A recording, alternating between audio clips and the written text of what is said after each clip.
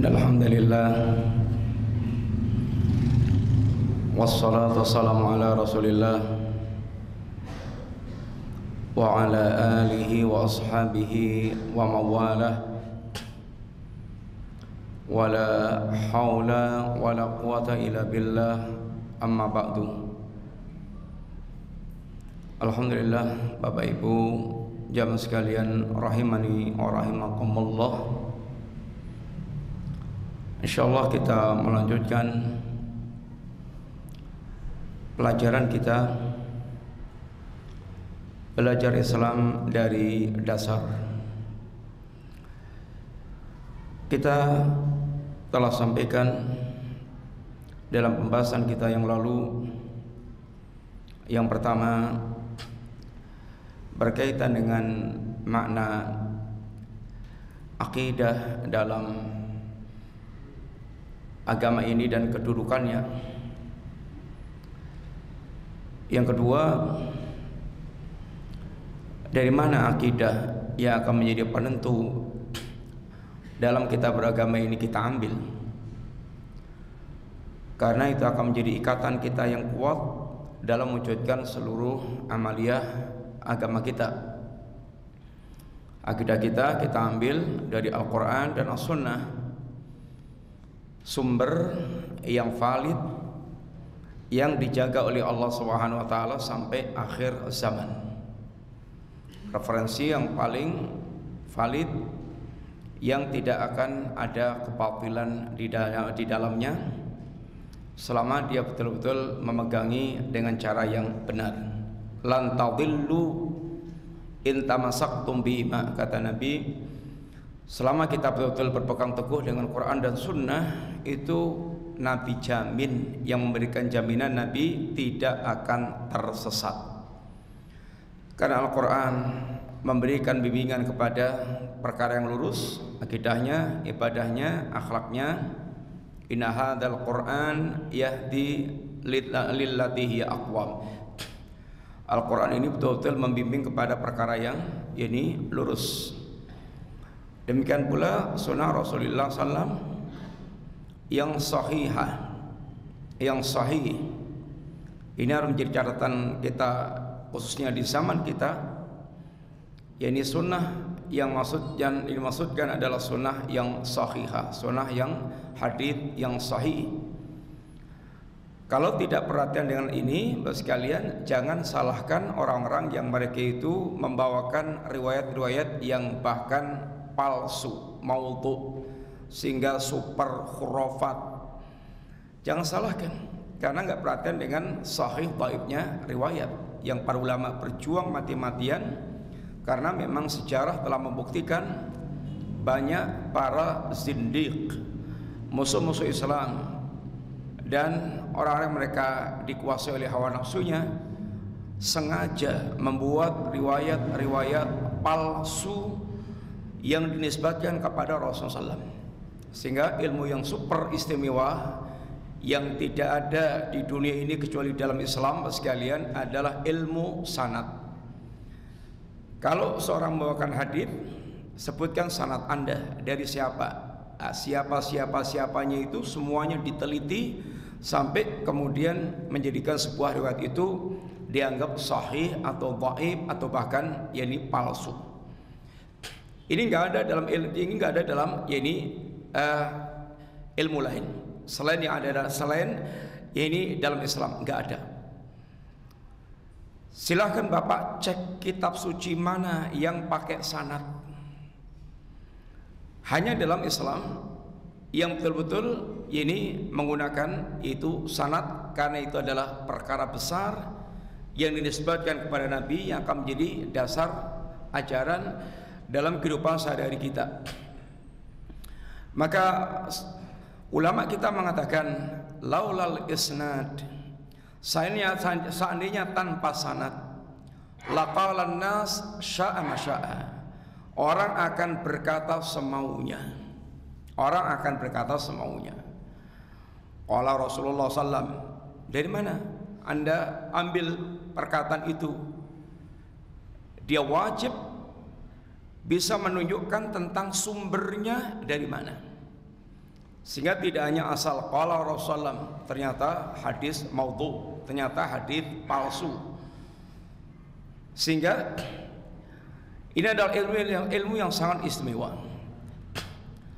Sehingga akidah kita tidak kita ambil dari mimpi-mimpi, dari pengalaman, dari pemikiran, dari kata orang, tapi dari sumber yang sangat akurat, yang sangat valid, yaitu Al-Quranul Karim dan Sunnah Rasulullah SAW. Kemudian Bapak sekalian, bagaimana kita harus memahami Al-Quran dan As-Sunnah? Ini adalah yang sangat penting dan kunci pula dalam kita beragama.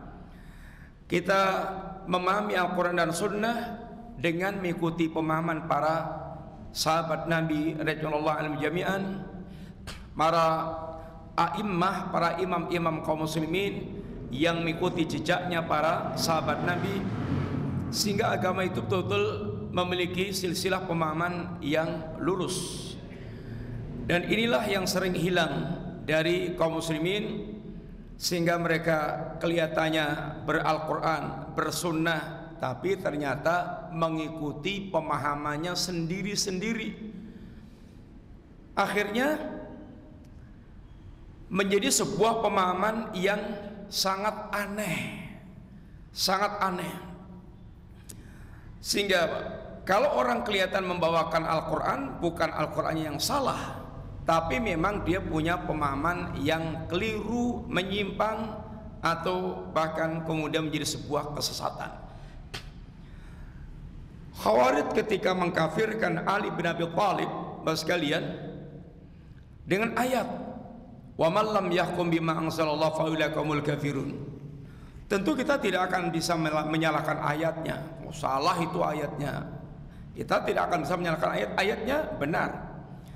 Tapi kok sampai bisa dengan ayat ini lalu mengkafirkan Ali bin Abi Thalib? Maka di sini yang salah bukan ayatnya, yang salah adalah pemahamannya dan cara berdalilnya. Maka nyun ngapunten, beragama itu dalil, mendatangkan dalil, dan beristidlal, cara berdalilnya benar. Sehingga tidak sekedar punya dalil Ji, ada dalilnya Ji. Lihat dulu bagaimana cara dia berdalilnya. Semua pemilik amalan yang para ulama katakan sesat, menyimpang, kalau mendatangkan dalil bisa, mendatangkan dalil bisa, tapi pemahaman dalilnya itu yang menentukan dia kemudian lurus atau bengkok. Sekalian, mungkin kita pernah dengar ada zikir.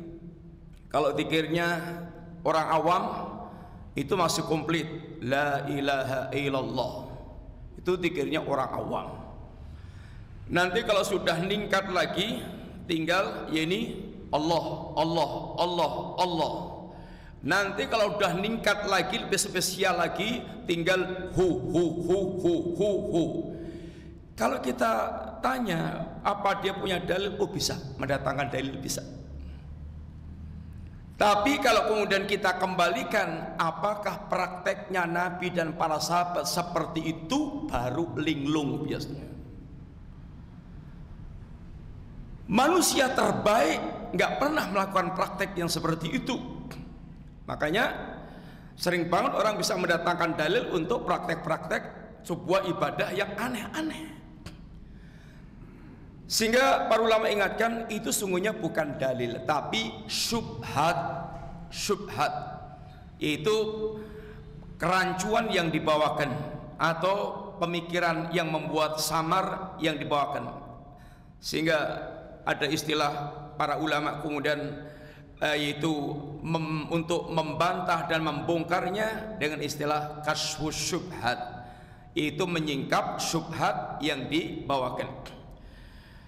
Makanya pemahaman siapa ini adalah sangat penting. Dengan apa dia memahami Quran dan Sunnah tersebut.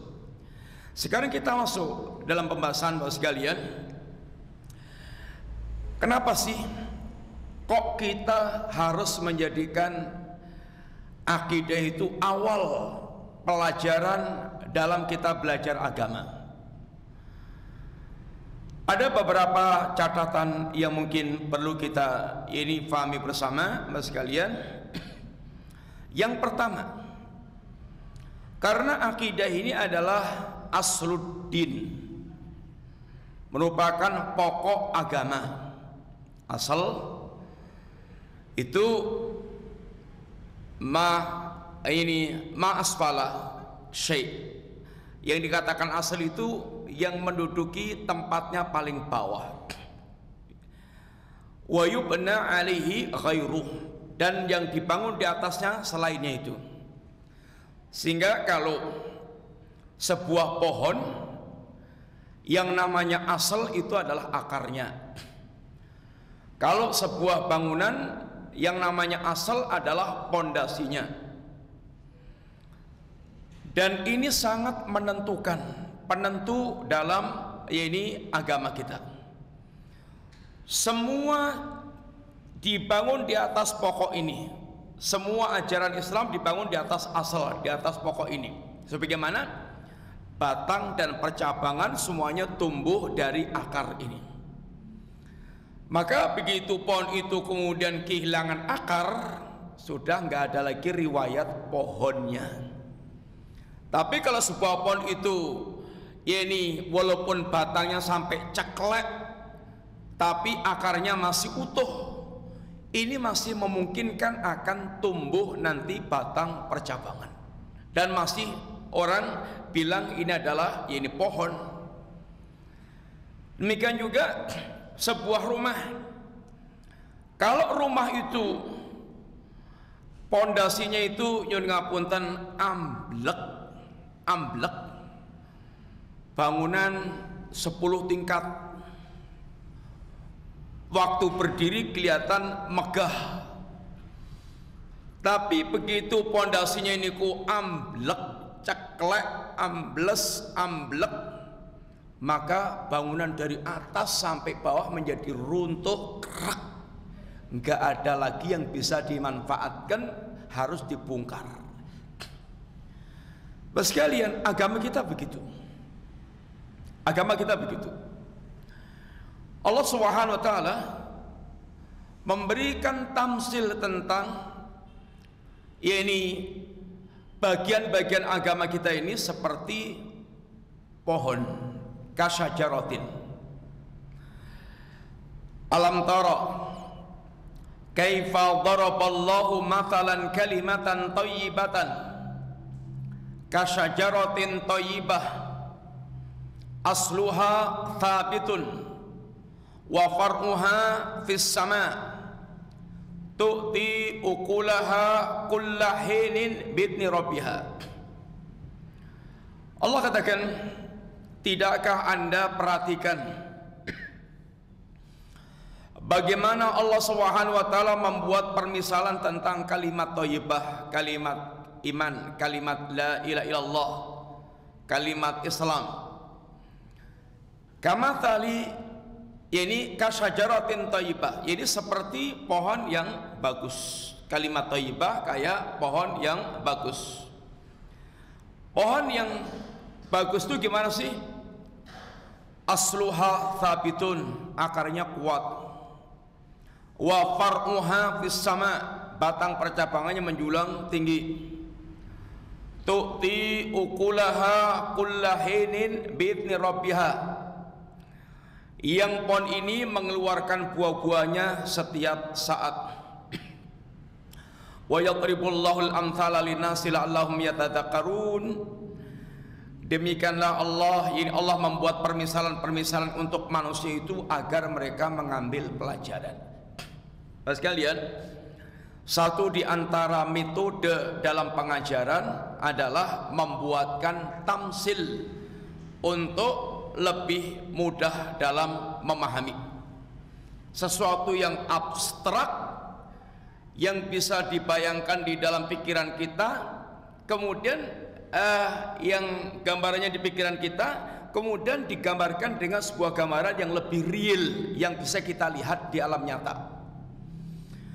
Dan seperti itu Allah banyak melakukannya, sehingga Allah Subhanahu wa taala ketika membuatkan tamsil-tamsil tersebut, tilkal amsalu nadribuha linnasi la'allahum yatafakkarun. Demikianlah Allah Subhanahu wa taala membuatkan tamsil untuk kalian agar kalian mau merenungkan tentang tamsil-tamsil itu. Dan dalam ayat yang lain katakan wala yaqiluha illal alimun, dan tidak akan memahami tamsil-tamsil Allah kecuali orang yang mereka yakni alim, ini berilmu. Sehingga Allah Subhanahu wa taala sekalian banyak membuatkan tamsil untuk kita dalam beberapa yakni pembahasan. Ada tamsil tentang orang musyrik, tamsil tentang ahli tauhid, tamsil tentang orang munafik, tamsil tentang hati yang keras. Contoh selain ayat yang kita sedang pelajari ini, contoh lain adalah ketika Allah memberikan contoh tentang hati yang keras. Akan ada sebuah fenomena mukmin tapi hatinya keras. Harusnya mukmin itu hatinya lembut, sehingga Allah mencela orang-orang mukmin yang berhati keras. Alam yakni lil ladzina amanu, apa belum datang waktunya bagi orang-orang yang beriman, antakhsha'a qulubuhum li dzikrillah wa ma nazala minal haqqi. Itu apakah belum waktunya, apakah belum datang waktunya orang-orang yang beriman itu hati mereka menjadi khusyuk. Hati yang lembut adalah hati yang khusyuk, hati yang ada rasa pengagungan kepada Allah, sehingga ketika dia setelah hatinya senantiasa ingat kepada Allah, menjadi khusyuk, menjadi tenang, ada rasa takut kepada Allah Subhanahu wa taala. Kemudian Allah ingatkan ini apakah belum datang waktunya hatinya orang itu menjadi khusyuk, disebabkan mengingat Allah dan karena Quran yang diturunkan oleh Allah Subhanahu wa taala. Kata Ibnu Mas'ud, beliau mengatakan jarak antara turunnya ayat ini dengan keislaman kami 4 tahun. 4 tahun itu bagi seorang mukmin yang mereka sudah mendapatkan pelajaran Al-Quran, pelajaran dari nabinya, itu mestinya hatinya melunak. Hatinya melunak. Hati yang lunak itu seperti yang dikatakan Allah, innamal mu'min, mukmin itu di antara ciri-ciri mukmin itu idza tuliyat alaihim ayatuhu zadatum imanan. Kalau dibacakan ayat-ayat Allah, hatinya itu akan bertambah imannya. Wa idza tuliyat alaihim ayatuhu zadatum imanan. Dan ketika diingatkan tentang Allah Subhanahu wa taala, wajilat qulubuhum, hatinya ada rasa takut kepada Allah Subhanahu wa taala. Hatinya ada getaran-getaran khusus. Ini orang yang mereka hatinya lembut. Dan di antara tanda kelembutan hati adalah al-buka min khasyatillah. Gampangnya seorang itu menangis karena takut kepada Allah Subhanahu wa taala. Sehingga ketika para sahabat Nabi sempat mendengarkan yaitu nasihat dari Nabi, diceritakan oleh Irbad ibni Sariyah, pernah Nabi memberikan wasiat, memberikan nasihat kepada kami. Wa adana Rasulullah SAW mau'idatan wajilat minhal qulub wa dharifat minhal uyun. Nabi pernah memberikan nasihat kepada kami, mau'idatan, mau'idah yang balighah, mau'idah yang sangat menyentuh, yang membuat hati kami bergetar dan air mata kami berurai. Ini adalah tanda kelembutan hati seorang mukmin. Dia akan sangat merespon apa yang diajarkan Allah, yang diingatkan Allah, yang disampaikan oleh manusia dari ayat dan hadits nabinya Sallallahu Alaihi Wasallam. Itu hati yang lembut seperti itu, dan itulah hatinya seorang mukmin. Makanya Allah ingin cela orang-orang yang mereka sudah cukup lama beriman tapi kok hatinya belum lembut-lembut. Ini dicela oleh Allah Subhanahu wa taala. Maka Allah ingatkan, wala yakunu kalladzina utul kitaba min qablu fatalat alaihimul amad faqasat qulubuhum wa katsirun minhum fasiqun. Maka orang mukmin itu jangan seperti ahlul kitab. Jangan seperti ahlul kitab Yahudi Nasrani. Kenapa Allah jadikan sebagai contoh dalam keburukan? Mereka itu dulu juga diberikan kitab oleh Allah Ta'ala, sama dengan kita diberikan kitab oleh Allah, Al-Quran. Fatala alihimul amad, lamanya waktu mereka itu melakukan penyimpangan-penyimpangan, mereka durhaka kepada Allah, melakukan penyimpangan-penyimpangan dalam berbagai macam bentuk penyimpangan, sehingga ada penyimpangan ahlul kitab secara umum, ada penyimpangan yang lebih khusus Allah sebutkan tentang ahlul Yahudi sendiri, Nasrani sendiri, yang kemudian kalau dipilah-pilah setelah dipilah-pilah, maka kerusakan ahlul kitab dari kalangan Yahudi itu adalah model tipe kerusakan ulama. Orang yang mereka faham agama, tahu agama, tapi kemudian tampil rusak. Tampil rusak. Ada yang bentuk rusaknya itu yaitu yuharrifunal kalima an mawadhi'i, ngerubah agama Allah Subhanahu wa taala. Agama diacak-acak sehingga rusak. Ditahrif, melakukan tahrif, yuharrifunal kaliman mawadhi'i, sehingga yang lurus-lurus jadi bengkok-bengkok, disimpang-simpangkan jadi nggak karuan, sehingga sampai bisa untuk mendalili hal-hal yang haram. Hal-hal haram bisa didalili menjadi seakan-akan menjadi boleh. Ini adalah hasil tahrif. Sampai syirik-syirik pun menjadi boleh karena itu hasil tahrif. Sehingga akhirnya semua bentuk penyimpangan jadi boleh. Ini adalah model ini yang Allah sebutkan yuharrifunal kalima an mawadhi'i. Makanya ngapunten, ada orang modelnya kalau tanya itu kepada ulama, kalau nggak cocok fatwanya nggak puas, cari terus sampai dapat yang cocok. Nah, ini yang saya cari. Akan dapat, pasti akan dapat, pasti akan dapat. Karena akan ada orang-orang yang mereka itu tampilnya ulama tapi seperti Yahudi, termasuk diantaranya merusak agama, merubah-rubah agama, dan menghalalkan yang haram, mengharamkan yang halal. Ini termasuk tipe yaitu Yahudi. Demikian juga yaquluna amwalan nas bil batil, makan hartanya manusia dengan cara batil. Akan ada pula di kalangan muslimin yang kedoknya agama tapi makan harta manusia dengan cara batil, tapi pakai kedok agama, sehingga menipu manusia dalam mengumpulkan harta tapi untuk ini kebutuhan pribadinya.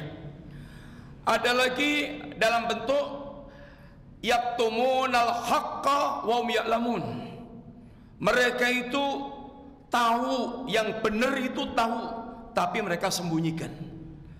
Karena kalau nggak disembunyikan bisa bubar agenda dia, bisa bubar, dia bisa kehilangan apa yang ditargetkan. Tahu tentang kebenaran tapi nggak mau menyampaikan. Karena kalau disampaikan bisa membuat kemudian jamaahnya bubar, jamaahnya pergi, jamaahnya hilang, sehingga akhirnya disembunyikan. Ada lagi yang modelnya talbisul haq bil batil, mencampur yang hak dengan yang batil, sehingga orang tertipu. Sesungguhnya batil tapi dicampur kebenaran sehingga nampak seperti kebenaran.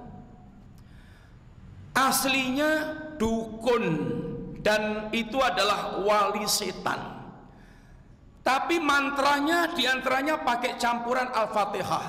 Al-Fatihah. Quran ji. Ini Pak Ustadz pakai Quran ji. Pak Kiai pakai Quran ji. Bahkan kalau datang itu kita disuruh bawa Quran. Nggak taunya Qurannya itu jadikan ancik-ancik di WC, Qurannya itu dikencingi di WC.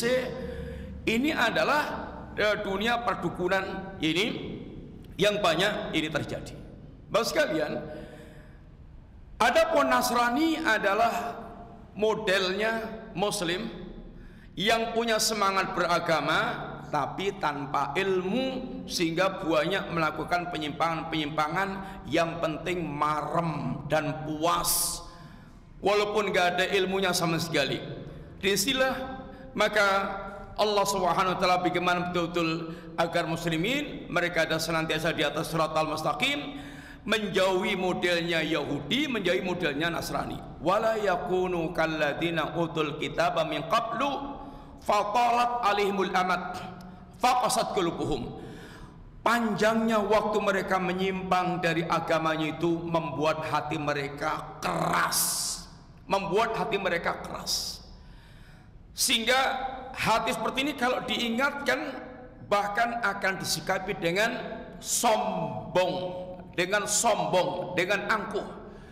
Dia tidak akan, hatinya tidak lunak, sehingga dia bagaimana menerima kebenaran dari siapapun. Ini adalah termasuk diantara dampak daripada hati yang keras. Allah Subhanahu wa taala berikan tamsil hati yang keras kal hijarah au asyaddu qaswa, kayak batu atau bahkan lebih keras dibandingkan dengan batu.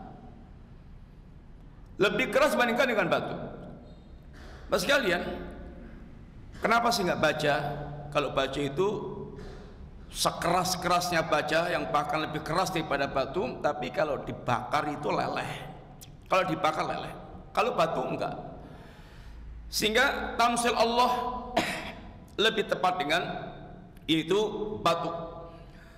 Kata Allah Ta'ala, "Lau anzalna hadzal Qur'ana ala jabalin la ra'aitahu khashi'an mutasaddian min khasyatillah wa tilkal amthalu naqribuha linnasi la'allahum yatafakkarun."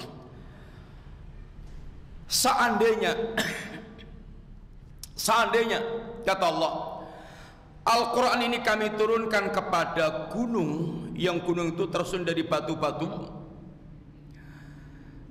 Anda akan lihat gunung itu pecah, berantakan. Kenapa sih? Min khasyatillah, disebabkan karena rasa takutnya kepada Allah Ta'ala. Batu bisa hancur karena takut kepada Allah Ta'ala. Ternyata hati manusia itu tidak hancur, tidak melunak dan tidak melembek ketika dihadapkan dengan Al-Quranul Karim. Hatinya ternyata lebih keras dibandingkan dengan batu. Ini adalah tamsil. Sehingga tamsil-tamsil itu dibuat oleh Allah Subhanahu wa taala dalam rangka untuk memberikan pemahaman yang lebih mudah difahami, dengan itu sesuatu yang lebih konkret untuk dilihat. Di sini, Bapak sekalian, beliau memberikan tamsil kepada kita tentang kalimat thayyibah, kalimat iman, kalimat Islam, kalimat la ilaha illallah. Yang Islam ini tumbuh semuanya dari dasar kalimat la ilaha illallah. Dengan karena kita berla ilaha illallah, kita sholat, kita puasa, kita zakat, kita haji, kita kemudian melakukan ketaatan-ketaatan, kita meninggalkan kemungkaran. Itu karena semuanya tumbuh dari cabang la ilaha illallah. Tuntutan dari kalimat ini adalah diwujudkannya semua ajaran, yakni agama. Dan itu akarnya adalah kalimat la ilaha illallah. Maka ditamsilkan Allah membuat tamsil tentang kalimat yang thayyibah ini kasyajaratin thayyibah, kayak pohon yang baik. Pohon yang baik itu aslu wasabitun, akarnya kuat, kokoh. Kemudian batang percabangannya menjulang, wa far'uha fis sama. Kemudian setiap saat mengeluarkan buah-buahnya dengan izin Allah Subhanahu wa taala. Bapak sekalian, para ulama menjelaskan secara singkat, ini adalah penjelasan di antara struktur ini atau anatomi dari ajaran Islam. Ada bagian akar, ada bagian batang percabangan, ada bagian buah. Yang menempati bagian akar ini, Bapak sekalian, adalah yang dikenal dengan istilah iman atau akidah. Iman atau akidah. Yang kemudian dari akar tadi akan tumbuh batang dan percabangannya. Demikian pula dari akidah ini maka akan bermunculan amal-amal soleh yang akan dinaikkan atau dilakukan, diangkat kepada Allah Ta'ala. Dari akidah ini tertuntut diwujudkannya berbagai macam amal-amal soleh. Kemudian orang yang mereka atau dari akidah yang bagus kemudian tumbuh amal-amal soleh, dari disitu akan menghasilkan buah-buah seperti buah pohon, yaitu al-akhlaqul karimah, akhlak yang mulia. Akhlak yang mulia. Sehingga secara global agama itu ada bagian akidah, ada bagian amal-amal soleh, ahkam syariat, ada kemudian buah-buah yang dirasakan.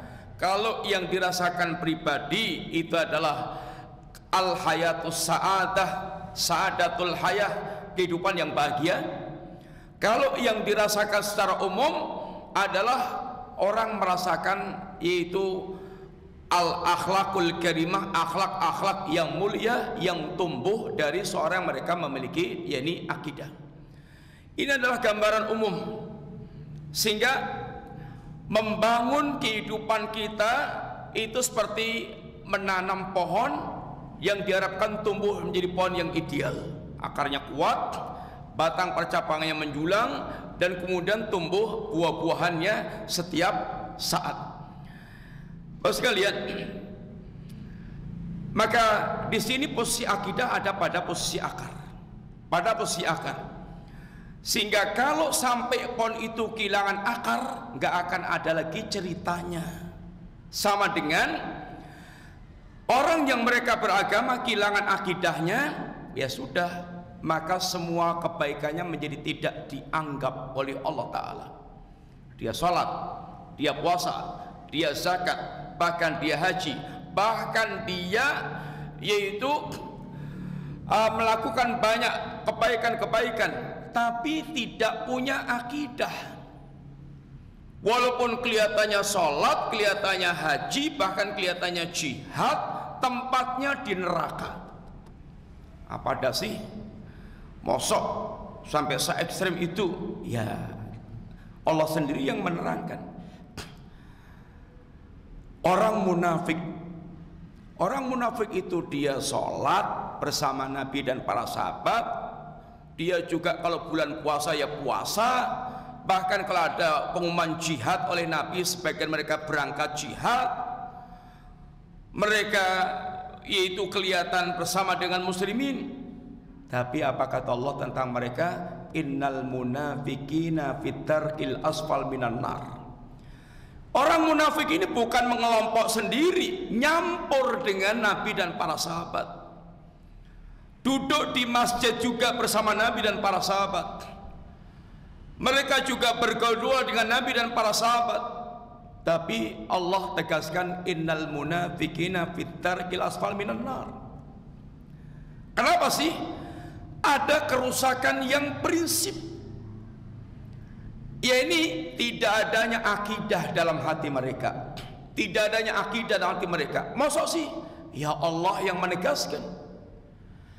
Kalau mereka kelihatan ucapannya itu muluk-muluk, menakjubkan, kata Allah itu hanya ucapan bibir, hanya hiasan bibir, sesuatu yang tidak ada dalam hatinya.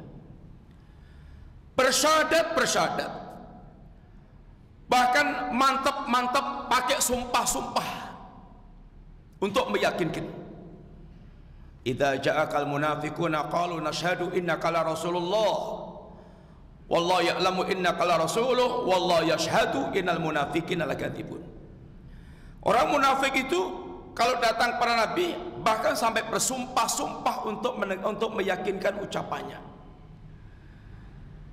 Tapi Allah menyaksikan orang munafik adalah dusta. Yaquluna bi afwahihim ma laysa fi qulubihim. Orang munafik memang mereka mengucapkan dengan lisan-lisannya, tapi sesuatu yang kosong dalam hatinya. Ucapannya itu hanya ucapan lisan, enggak ada akar di hatinya, enggak ada. Asyhadu an la ilaha illallah wa asyhadu anna Muhammadar Rasulullah. Bibirnya tok, enggak menjadi sebuah keyakinan yang nancep dalam hatinya. Maka walaupun orang munafik di dunia dia salat, puasa, zakat, haji segala macam, di akhirat, di alam barzah termasuk yang tidak bisa menjawab pertanyaan kedua malaikat, man rabbuk wa ma dinuk wa man nabiyuk. Nggak bisa menjawab karena jawabannya ini tidak sekedar cukup dihafalkan, tapi jawaban yang merupakan hasil dari di dunia dia itu betul-betul nyembah Allah enggak. Di dunia betul-betul dia mewujudkan ajaran Islam enggak. Di dunia betul-betul dia menjadikan Nabi sebagai contoh teladan untuk masuk surga enggak. Ini adalah berkaitan akidah, keyakinan.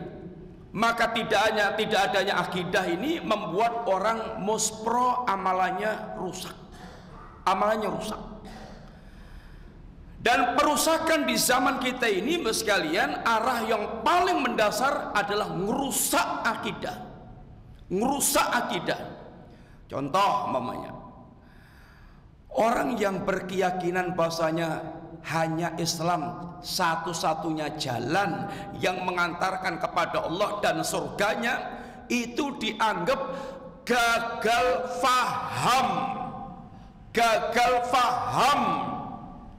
Orang yang mereka berkeyakinan Islam satu-satunya jalan yang mengantarkan kepada Allah dan surganya Allah, itu dianggap gagal faham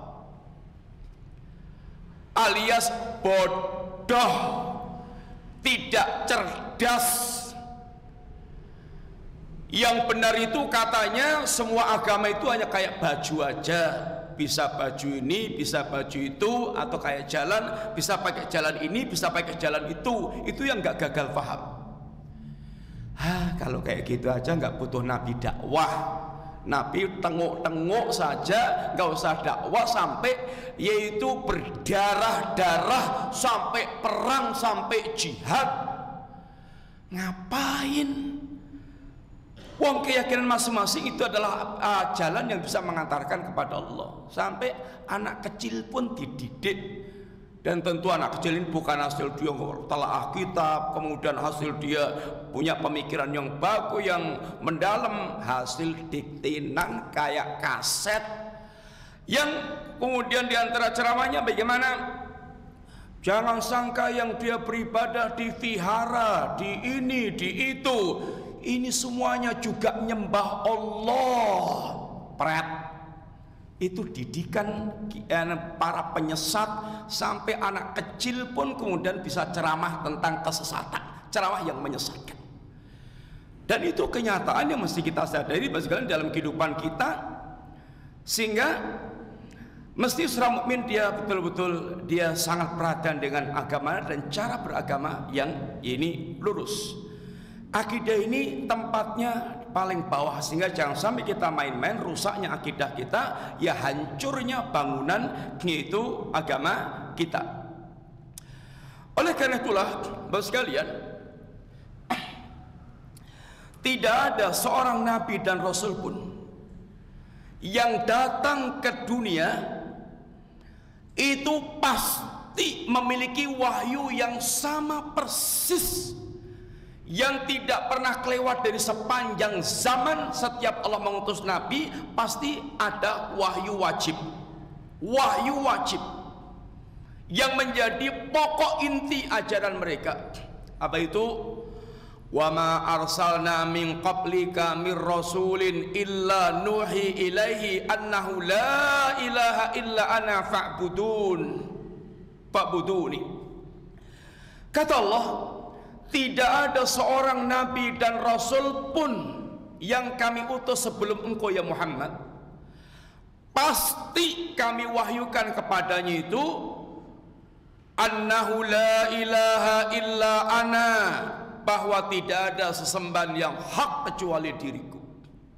Itu wahyu wajib yang Allah pasti turunkan kepada setiap nabi dan rasul tanpa kecuali. Dari nabi yang pertama sampai nabi yang terakhir, ini adalah wahyu wajib. Agamanya sama, agamanya satu, inti ajaran agamanya sama, syariat bisa berbeda-beda sesuai yang Allah ajarkan pada mereka. Maka semua nabi adalah agamanya Islam, mereka muslim. Nabi Nuh mengatakan, wa umirtu an akuna minal muslimin, aku diperintahkan Allah untuk menjadi seorang muslim. Nabi Ibrahim mengatakan, bahkan pesan kepada anak cucunya, ya baniya innallaha astafa lakumuddin fala tamutunna illa wa antum muslimun. Wahai anakku, Allah telah memilihkan buat kalian agama, maka jangan sekali-kali kalian mati kecuali sebagai seorang muslim. Nabi Yusuf mengatakan, tawaffani musliman wa alhiqni bisalihin. Ya Allah, matikan aku sebagai seorang muslim dan temukan aku dengan orang saleh. Nabiullah Musa mengatakan, alaihi tawakkalu in kuntum muslimin. Silahkan kalian bertawakal hanya kepada Allah kalau kalian orang-orang Islam. Pengikutnya Nabiullah Isa mengatakan, washhad bi anna muslimun, saksikan kami adalah muslimin. Bilqis ketika masuk Islam dengan dakwah Nabi Sulaiman, beliau mengatakan, ya ini aslamtu ma'a Sulaiman, aku Islam bersama dengan Nabi Sulaiman. Bahkan jin yang memang Allah bebankan syariat pula, minnal muslimuna, di antara kami ada yang muslim.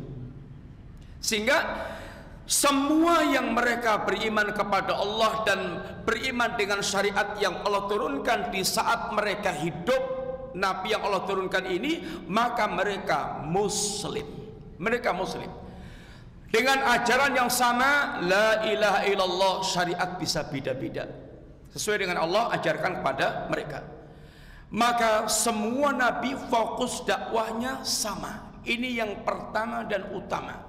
Bapak sekalian, kalau Bapak Ibu sekalian membuka surat dakwah para nabi, diantaranya dalam surat Al-A'raf, Allah cerita tentang dakwahnya para nabi, dari Nabiullah Nuh, Nabiullah Hud, Nabiullah Saleh, Nabiullah Syuaib, dengan kalimat yang persis sama. Allah ungkapkan, ya qaumi ibudullaha ma lakum min ilahin ghairuh. Kalimat ini persis ada di setiap dakwahnya Nabi Nuh, Nabi Hud, Nabi Saleh, Nabi Syuaib.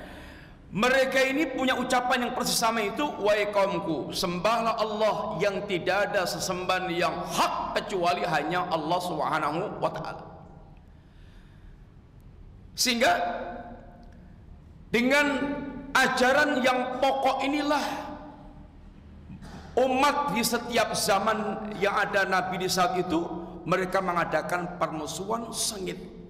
Permusuhan sengitnya bukan karena mereka ingin merebut kekuasaan, bukan karena mereka ingin merebut harta manusia, bukan karena mereka berakhlak yang buruk, bukan karena mereka ancaman bagi dunia mereka, enggak.